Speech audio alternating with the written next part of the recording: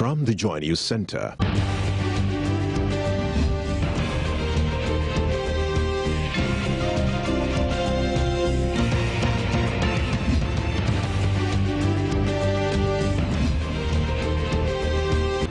This is News at 8.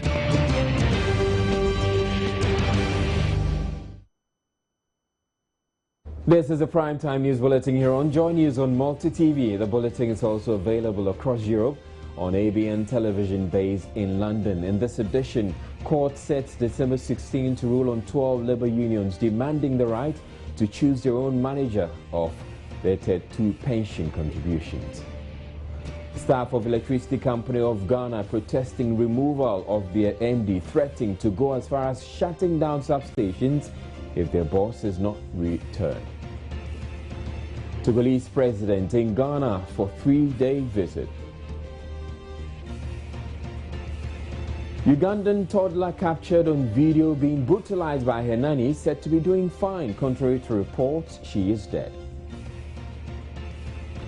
An Life artist Kwakese remanded into prison custody for 2 more weeks after a Kumasi court denied him bail for a narcotics offense.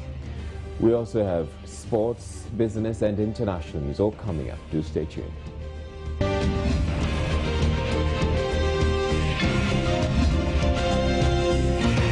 News at 8 with Israel Lai.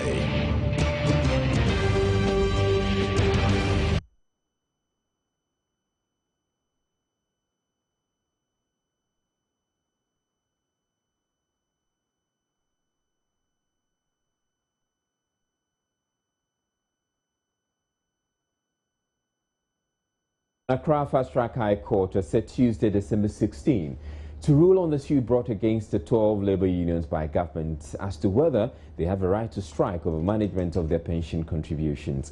Apart from praying the courts to declare the government is the employer of the public sector workers and therefore vested with the power to determine who manages their pension contributions, government is also asking the courts to restrain the labour unions from embarking on a strike. The labour unions were forced to call off a week-long strike, 2-week strike, to register their displeasure over government handling of their pension funds.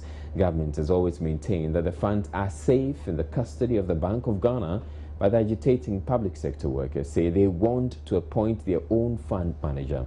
Last week, the Attorney General asked for more time to study the affidavits.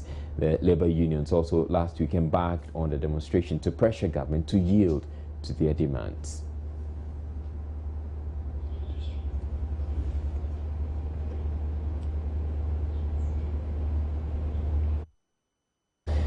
Now, government's decision to create a power ministry has been described as financially unwise, at least in the short term.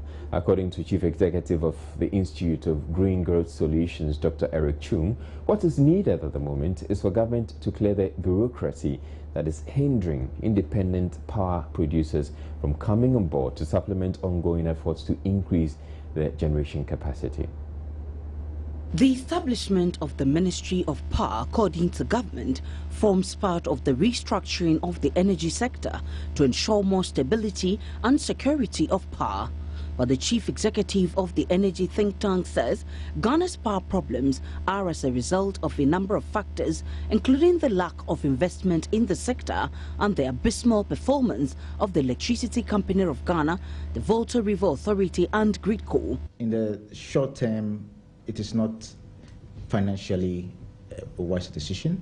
The cost is high because the public sector, the salaries, is one of the reasons why our economy is suffering. And so creating a new power ministry, obviously, involves so much cost, staffing, vehicles, and branding and everything. But in the long term, it will be beneficial to the country, in the sense that the Ministry of Energy, the Ministry of Power that's been created, will solely focus on the management of power that we have in the country, from generation, transmission and distribution. We've had cases where consistently ECG buys power from VRA, and between 16 and 27% of this power is actually wasted. So we have a Ministry of Power that is focused on management solely. Dr. Chum also commented on the reassignment of the ECG boss last week. He says that alone cannot guarantee the complete overhaul needed in that sector, and that the incompetence at the VRA and GridCo must also be dealt with. The reassignment of ECG is just a scratch to the bigger issues, which we know has not been addressed. He's just an individual. I think we need to look at the whole value chain, from generation, transmission, and distribution. I think there are more people who might have to go for non-performance. The new ministry is expected to bring about a sharper focus on the generation, supply, and efficiency of power to match the growth the economy is experiencing. Dr. Chum says he believes in the minister-designate Dr. Kwabena Donkor and is charging him to mobilize all human and material resources available to resolve the current challenges facing the power sector. Many have meanwhile questioned how government will finance the establishment of the new power ministry, since no provision was made for it in the 2015 budget. But head of communications at the presidency, Ben Dochemalo, says government will soon spell out how that challenge will be addressed. Aisha Ibrahim, Joy News, Accra. Meanwhile, staff of the Electricity Company of Ghana are threatening to go as far as shutting down electricity substations and plunge the country into darkness unless their sacked boss is reinstated. Reverend Engineer William Hatton Mensah was removed as managing director of the power distributor in a statement from the presidency last week and replaced with the former director of procurement at ECG, Robert Dramina. The decision, however, sparked protests, with more ECG staff unions across the country joining the campaign to force the president to rescind his decision. The first local union to embark on the protest was Accra West, but several other regions have since joined. The workers argue that sacrificing the head is an attack on the entire ECG workforce, insisting they cannot be blamed for the power crisis bedeviling the nation.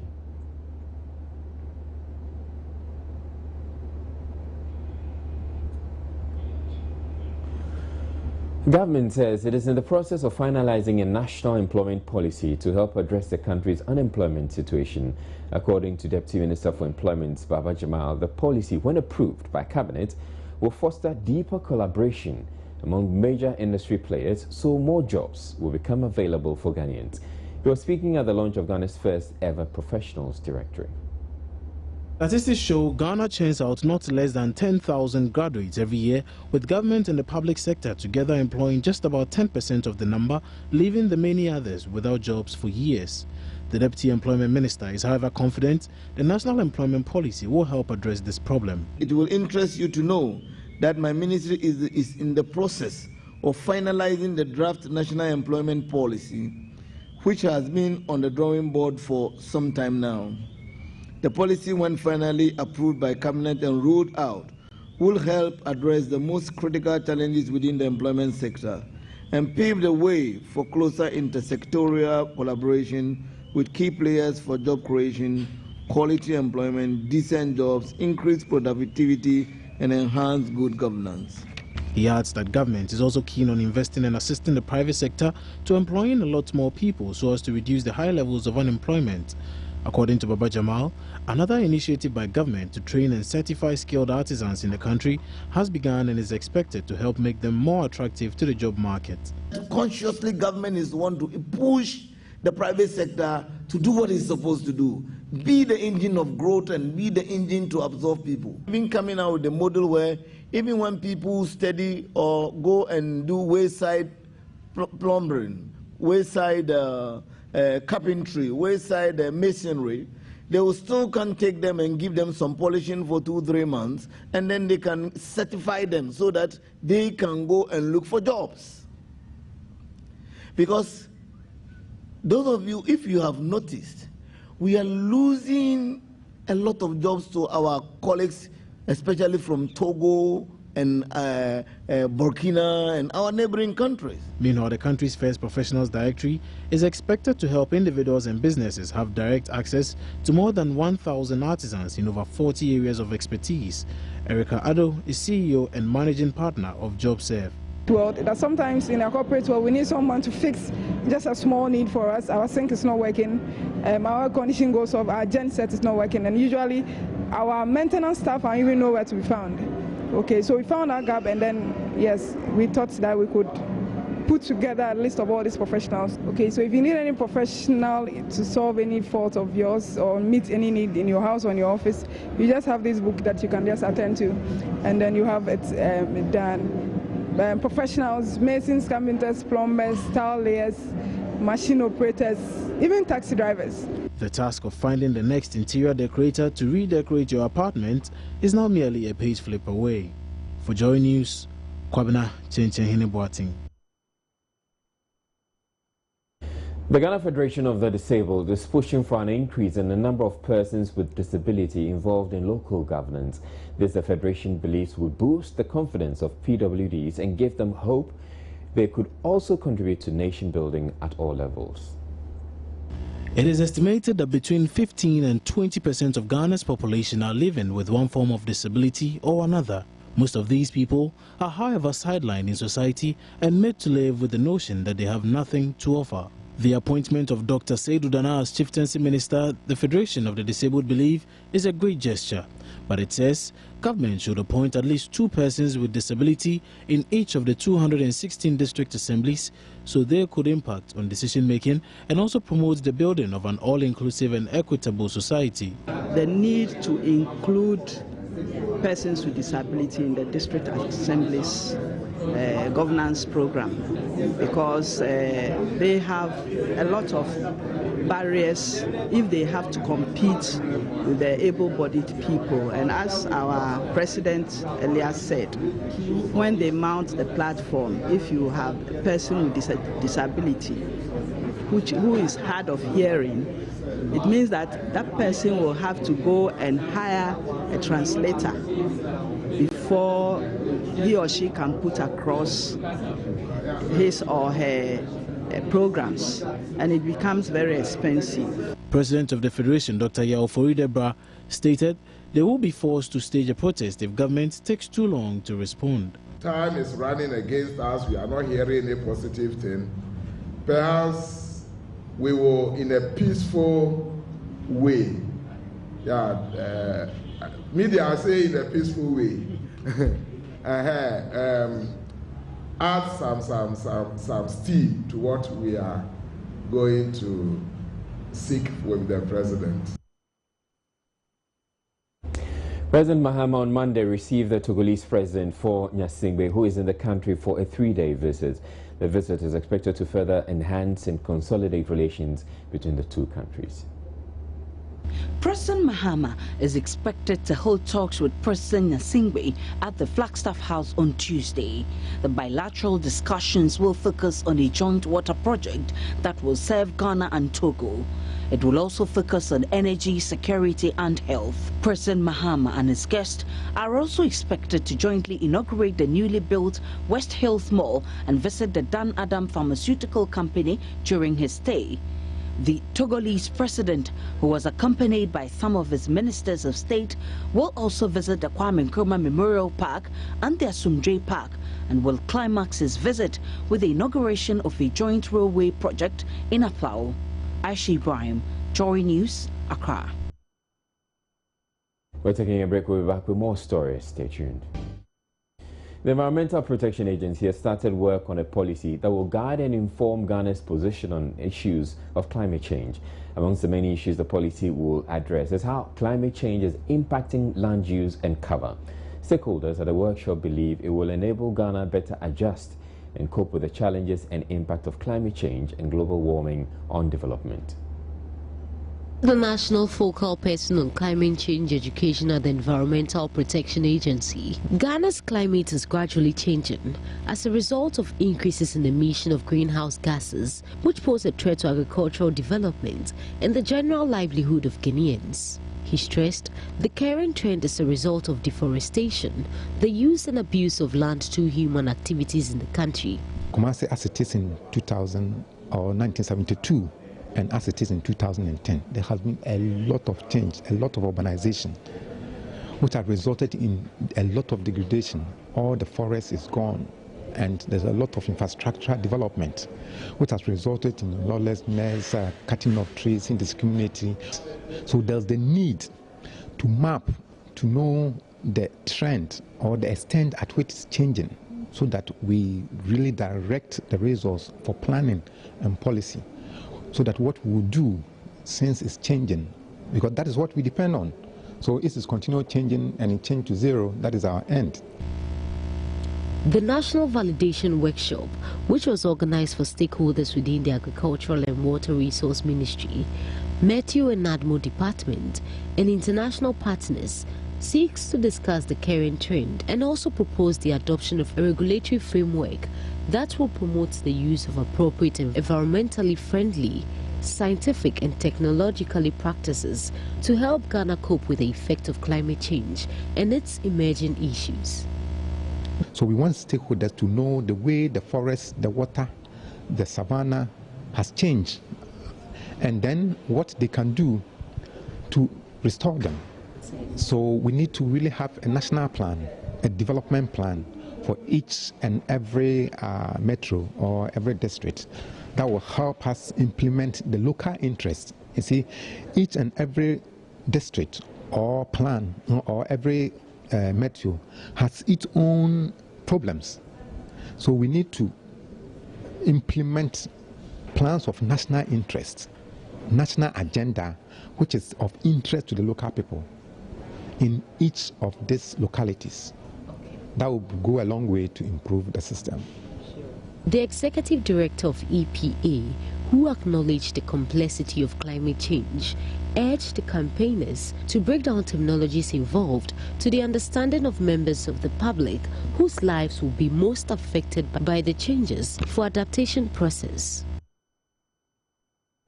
Now we move on to an international story, but with massive local interest. A Ugandan toddler captured on a video being subjected to inhumane treatment by her nanny is said to be doing fine. The video, which has since gone viral, has outraged many as to how anyone could be so cruel to an innocent and defenseless girl. The treatment the baby received was so severe that many doubted the baby would survive. Fortunately, the baby is doing great. The incident is reported to have happened on 15 November 2014. We bring you a short Skype interview with NTV Ugandan journalist Sheila Indochere. Now, the incident actually happened the other Saturday of 15th, and she was tried last week and remanded to Luzira prison, which is the biggest prison in Uganda, on charges of torture. But when the video went there was so much outrage that the Director of Public Prosecution has since revised the charges, and they're now going to prefer the charge of attempted murder, because the Court of Public Opinion said they actually want her to be sentenced for life. That is what many people are saying. On Saturday, the Minister of Youth and Child Affairs paid a courtesy visit to the family, and of course condemned the actions of the maid, who is only 22 years, by the way. And they say they're going to now start a legal framework that is going to be regulating maids and also holding anyone who mistreats them responsible. So there's a very there's a promising action that government says they're going to take with this video. The family has not come out publicly to talk about it. They're only talking through friends and colleagues, because they want to, as much as possible, try to stash the bad memories behind their backs. But, well, like any other father, I can't say they're doing well, but we don't know anything that could suggest that they're in a very worrying state. Yes, the little girl is doing well. Can I just add, hello, can I just add that she's supposed to appear again in court on 8th December, and well, for her sentence, but we've also learned that she's going to appeal through her lawyers the charge of attempted murder. She's going to appeal it. That's what we were told. Right, and I'm joined in the studio now by my colleague Jojo Kufner, and he has been following this story. In fact, he has been liaising with his colleagues in Uganda to bring us the story, because originally we heard, or we were told, that this baby had died, and there are other reports suggesting that the baby is in coma. It turns out that the baby is indeed fine. And so along the line, as we have this interview, we're going to be seeing visuals, or current visuals, or recent pictures, images of the baby with the father, and the baby apparently is the baby is okay. Now, you have been to Uganda before, and you know the culture of the people. Are they as outraged about this incident as we are here in Ghana? In fact, I've been monitoring since the incident, because I have very special interest in Uganda. I studied in Uganda, so I called some of my friends, and I've been also checking their Twitter feed, and you can see that it is the #1 trending issue. Okay. And it's not only trending in Uganda; it is also trending in Kenya. It's trending in South Sudan. The entire East Africa is talking about it. Look at Ghana. Ghana is so far away from Uganda, but we are also talking about it because it is an issue that we can relate to. And so that is what is happening currently in Uganda. People are really talking about it. And as Sheila was talking about, they are calling for a life sentence for the maid. Now, this concept, let's go back to a bit of the story. We're told that the father had to brutalize this girl when he came home to realize that this was what the girl had done. This concept about CCTV cameras, is that something that's normal in Uganda? Well, I would say that it is very normal in Uganda. You know, Uganda has had this issue with terrorism, so they have so many CCTVs installed in various areas. But as to why a parent would decide to install a CCTV in his own house, that means he was suspecting the maid for doing some very funny things to the children, and so that is why he installed the CCTV. That's what I learned, because the man is not very forthcoming with the issues. He works with one of the Uganda's human rights organizations, and he doesn't want to talk about it. What happened was that he was outraged. The issue didn't even go viral. The issue didn't go viral until he sent the video to a friend, and the friend was outraged. The friend sent to another. And then before the whole country could realize the issue was viral, and now we're even having it in Ghana. Now, the one other issue that's remained outstanding is the fact that people are asking, where was the mother? Because I've been monitoring some reports that suggest that people have been talking about the fact that, okay, this is what working women have to go through. But it turns out, from the information I have, that the mother is actually not working. So where was she, or why wasn't she taking care of the baby? This is one issue that the husband even doesn't want to talk about, and that's the one reason why he doesn't want to grant public interviews to talk about. The woman is not working. That is the information that I'm getting, and it is said that maybe she left the baby in the care of the maid and was out. And where was she? That is one issue that they are not talking about. No one is talking about it now. They want the maid to be dealt with before they talk about it. They want the issue of the maid to be dealt with before they talk about where the mother was and what happened, and issue of parental negligence, or what the mother was doing. I mean, how busy was she that she wasn't taking care of the baby and had to leave the baby? Granted, but you were telling me earlier that the mother in question is a Rwandan, and there's some cultural notion about Rwandans. If you could just break it down for me. Well, it's an issue that I just don't want to because it would be a stereotype, and Rwandans will not be very happy with we stereotyping them and talking about various issues. But I mean, among the Ugandan community, they feel that Rwandese are a bit negligent, and they always want to marry within themselves. And even when they marry they marry other people, they have a very close relationship, and they are a bit inward looking. Is that what you're inward looking? Yeah.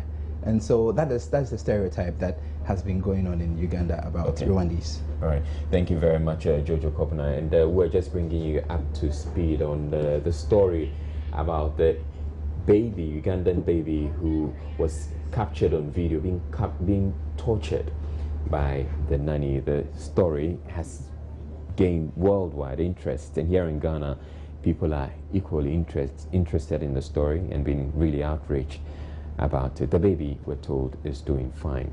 We're taking a break right now. The Primetime News Bulletin. You're enjoying news on Multi TV. We'll be back with business. Stay tuned.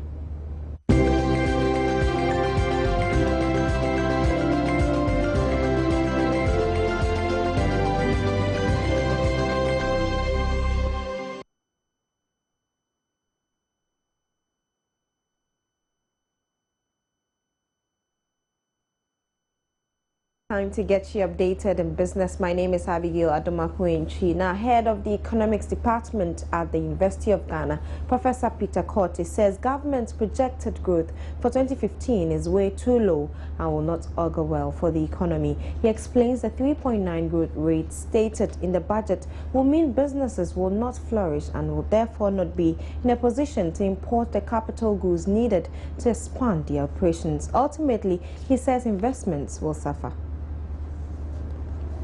The provisional GDP growth for 2014 from 7.1% to 6.9%. It also estimated the economy will grow by 3.9% in 2015. A growth economist, Professor Peter Korte, says it's not good enough. I think 3.9% is on the low side.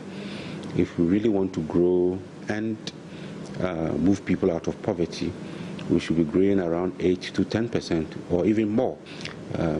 And then also, if you compare with the sub-Saharan African average, 3.9 is on the low side because I believe the African average will hover around 4%. And also, if you look at the title of the budget, we say transformation. Transformation means drastic change. And for me, if you say you want to transform and you're growing at 3.9, you're projecting to grow at 3.9. When you used to grow at 7, 11%, we've grown at even 14% before. So if you say transformation, and within the transformation agenda, you start at 3.9, I begin to worry, But I think we should raise the bar and take the necessary strides to address the energy challenges and grow the economy better. Yet, living standards will be impacted negatively. When you're not growing, it's like a cake. You grow to share. So if you don't grow the cake, when you share, people will have very minimal amount to take home. So what it means is that for all of us, we're going to have less in our pockets. Businesses will not flourish as much as they used to do. When there are no incomes, imports are going to go down. When there are no incomes, businesses would produce, but not much will be bought, and several aspects of the economy. So it will trickle down to several, all the sectors of the economy. And of course, when even investors want to come to your country, some of the things they look out for, political stability, macro stability, how much you grow. The growth in your income also determine whether people would put their money in your country. Because if they come and produce, you're not growing enough, you're not buying, you will not make the necessary profits. Professor Peter Korte has meanwhile commended government for taking steps to cut down the wage bill, poultry imports and the creation of the Exim Bank. Abigail Adomakuenchi for Joy News. So government has been talking about this issue, and government says that the move to revise GDP growth downwards to 3.9% is to ensure consistency with government's quest to reduce expenditure. Head of the Budget Implementation Unit at the Finance Ministry, Samuel Arcus, explains government wants to be cautiously optimistic in line with its consolidation efforts. Invariably, over the past, we have been spending a little bit more than our revenues come in by financing it by borrowing. That is why when you take the fiscal accounts, you see interest costs almost getting to the size of compensation of employees. But you cannot sustain that. That is what they call fiscal sustainability of your policies. You cannot sustain that policies over the medium term. We will get back to the level of HIPIC, and I'm sure you will be referring to the debt level. So you need to cut back on your expenditure and try to finance your expenditure by domestic revenue, which does not create any of these problems. Now, looking at the expenditure point of view, holding private sector constant, even then with some revision downwards, because, example, the doom saw does not make many private sector people produce well. So if government looks at its expenditure and sees that overall we are contracting, that ratio will give us a GDP if we net out exports and imports, which you see in the balance of payment.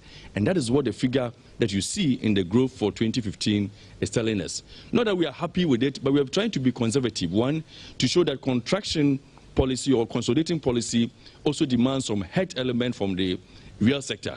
So what do we do in the budget strategy? Some strategic measures which we put across to ensure we spend wisely. And spending wisely may not necessarily be optimal, but we want to look at the point of hitting our expenditure on the high growth levels. So that is how we came about by that figure, not because it was a bought out from the IMF, but it is consistent with the policy of reducing expenditure. In September, August, September, October, it is the harvesting season, and normally inflation drops at that season. At this time, it has not dropped, indicating that the cost of production or prices are still relatively high.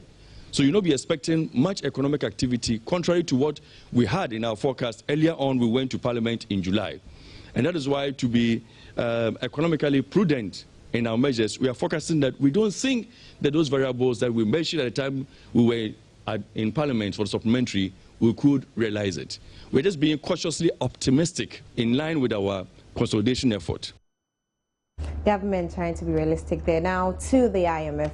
Ghana is likely to secure a program with the International Monetary Fund by May next year. The country could get about $2.3 billion in financial support from an IMF program. Sources say the Washington-based lender could provide about $800 million, while the remaining $1.5 billion would come from the European Union together with other development partners.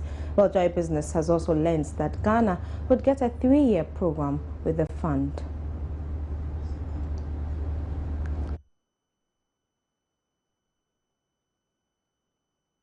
Now, the falling oil price is costing Russia up to $100 billion a year, while Western sanctions have hit the country by $40 billion.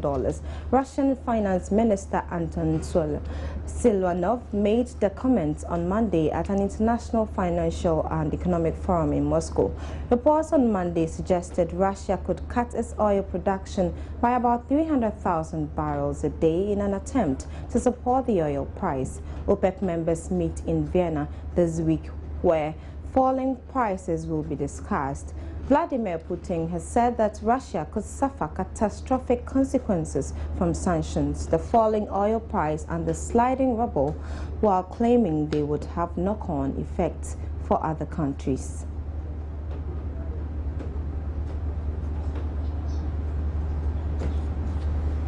And that'll be all for business. I'm Abigail Adumakwinchi. Do stay tuned for more stories.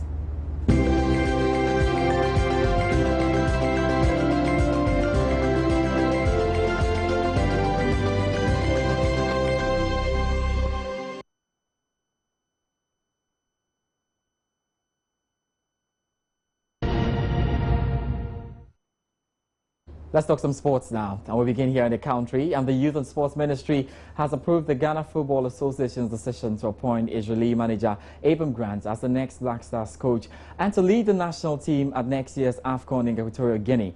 But both camps have remained tight-lipped over the coach's financial package, which is rumored to be a monthly salary of $50,000 and a signing-on fee of $200,000. The Sports Ministry has endorsed Israeli trainer Abram Grant as the next Black Stars coach and will lead the team at the 2015 Africa Cup of Nations. The Ghana Football Association Executive Committee meeting on Thursday will ratify Grant's appointment and confirm him as Kwesi Appiah's successor. Local media reports claim the former Portsmouth and West Ham United manager will earn a monthly salary of $50,000 and a signing fee of over $200,000. The former Chelsea manager was approved on Friday after the Ghana Football Association met Sector Minister Mohamed Yariga to brief him on their choice and agreements reached with the coach. Ghana qualified for the 2015 Africa Cup of Nations last week after defeating Togo 3-1 at the Tamale Stadium to top Group E.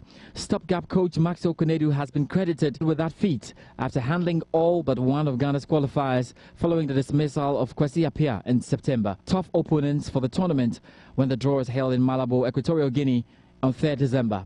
Meanwhile, 3 Premier League sides, Hearts of Oak, Ashanti Gold and Hearts of Lions, have 3 days to confirm their participation in Africa next season. Kumasi Asante Kotoko, who will play in the CAF Champions League, have already confirmed their participation. Hearts of Lions will play in the Champions League and are yet to confirm their place, with Accra Hearts of Oak and new entrants Ash Gold as well charged to do same in the CAF Confederations Cup competition. These 3 clubs have until the close of Tuesday to inform the Ghana Football Association on whether they will play in next year's CAF Interclubs competition. So the Ghana Football Association Executive Committee will meet on Thursday to finally decide when to unveil the new Black Stars coach, or indeed if they're going to stay with him. That's where we are with that particular story, and we'll be reading the lines as it goes on. Would it be Avon Grant? Because there are also some reports coming in that a number of the Executive Committee members would like Maxwell Kunedu to take the Black Stars to the African Cup of Nations in Equatorial Guinea. We monitor this closely. Let's do some more here. And 2-time Carl Bank Beach Soccer champions, Kete Sansa Sports, lost their grip on beach soccer as Havaji Mighty Warriors defeated them 2-1 in the final match day to emerge new champions of Ghana Beach Soccer. Everything happened at the Lab Beach Soccer Arena. Giants from the Volta region, Havaji Mighty Warriors, saw off a fierce challenge from rivals and defending champions Kete Sansa Sports to win the 3rd edition of the Carl Bank Beach Soccer League for the first time. The 2 sides had been at each other's neck all season, level on points for a greater part of the campaign, but it was Havaji who finally emerged from under the shadows of their nemesis, defeating them 2-1 to be the first team other than Sunset Sports to annex the gong. The joy did not end there for the Warriors as Innocent Kumensa was named player of the tournament. This is the second time we are defeating the defending champion. Even we are from the same region, but we are all happy because beach soccer is from the Volta region. Because Volta region, we have best beach in the whole world. So we are able to train every morning, every afternoon, any time that we have the leisure time, we can train. So beach soccer is about the Volta region. United to finish 3rd on the log with debutants Gulf Powers wrapping up the top 4 following their electrifying displays in the first season in the top flight of the Ghana Beach Soccer League. Nima BSC dropped to the lower tier of Ghana Beach Soccer, making way for Division 1 League champions Nungwa United and Golden Eagles, who finished in 2nd place. President of the Ghana Football Association, Kwesi Nyantechi, who witnessed the coronation of Havaji Mighty Warriors, promised the construction of a modern beach soccer arena. It will not be a bad idea to do that. And I believe that if we also pay much attention to beach soccer, we may even get the attention and support of FIFA and CAF, so we can get something to develop facilities. I don't think that a beach soccer field will require the same level of investment as a normal football pitch. You don't need so much to do that. So we can look at the figures and see how best we can do it.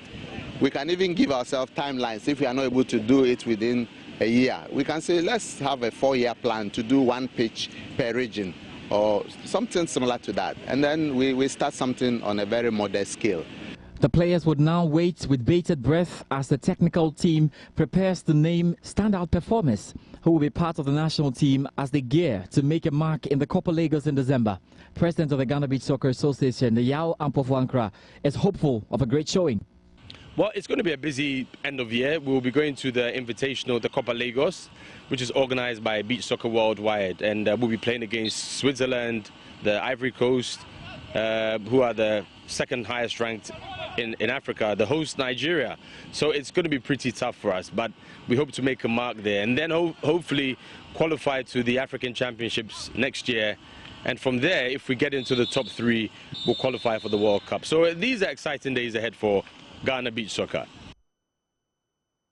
And just to give you some updates ongoing in the English Premier League right now, and Southampton, who have been playing ever so well, currently 7 points behind Chelsea, are losing 1-0 to Aston Villa, who are playing at home. They hope to get the 3 points to put some more pressure on Chelsea, who seem to be cruising so much. That's the scoreline right now. Aston Villa leads Southampton by 1-0. There's still some more time to play. We'll find out what happens then. That'll be all for sports tonight. I'm George Ade Jr. Asia Lai will join us with some more. Have a good night.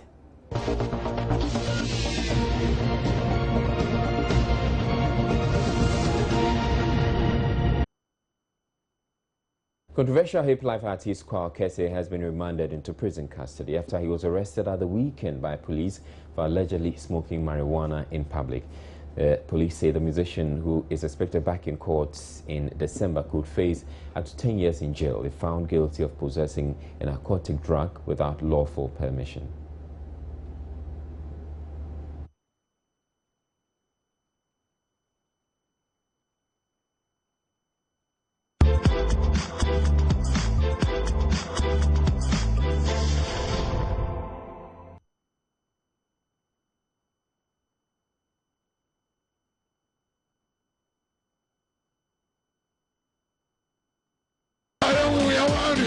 The hip-life artist, who has been off the radar for a while, recently told Showbiz about his plans for a comeback. And my time has a lot, this Christmas. First, we started dropping some videos and stuff. Mr. Lover, which is making a lot of noise. I have a new video which is ready, Sweet Draguna, which is gonna come out maybe this weekend. And we're working on my album, the Forever album. And we're dropping that in December as well, in Christmas. So that's what is in the pipeline. And his comeback appeared to be on track, at least until news of his arrest filtered in. Kwakese was the toast of patrons at the Foresight Music Video Awards a fortnight ago, and again at the Love FM Old Schools reunion at the weekend. It therefore came as a surprise to many when news... We're told of a fire at the Kumasi Central Market. We're joined on the line now by Mohammed Nuruddin, our Ashanti regional correspondent. Good evening to you, Nuruddin. What can you tell us about this fire? It must be about the umpteenth time we're having a fire at the Kumasi Central Market. Yeah, it's right. Some few minutes ago that we had an information that the central market, part of the central market, is on fire. And as I'm speaking now, fire service personnel are there trying to quench the fire off. So for now, we wouldn't be able to tell what exactly has caused the fire, but very soon we will be speaking to some of the officials from the fire service personnel to find out what they have gathered so far. We have not also, been able to find out the damage that has been caused so far. So we'll be gathering this information and then getting informed in our subsequent reports. All right, thank you very much. There was Mohammed Nuruddin bringing us up to date about a fire that we're told is ravaged a part of the Kumasi Central Market in the Ashanti region. You stay tuned to the late bulletin. We're going to bring you that update there. But before we go a quick round through our top stories, the courts have set December 16 to rule on the 12 labor unions demanding the right to choose their own manager of their Tier 2 pension contributions. Staff of the Electricity Company of Ghana are protesting the removal of their MD and are threatening to go as far as shutting down substations if their boss is not returned. The president of Togo is in Ghana for a 3-day visit.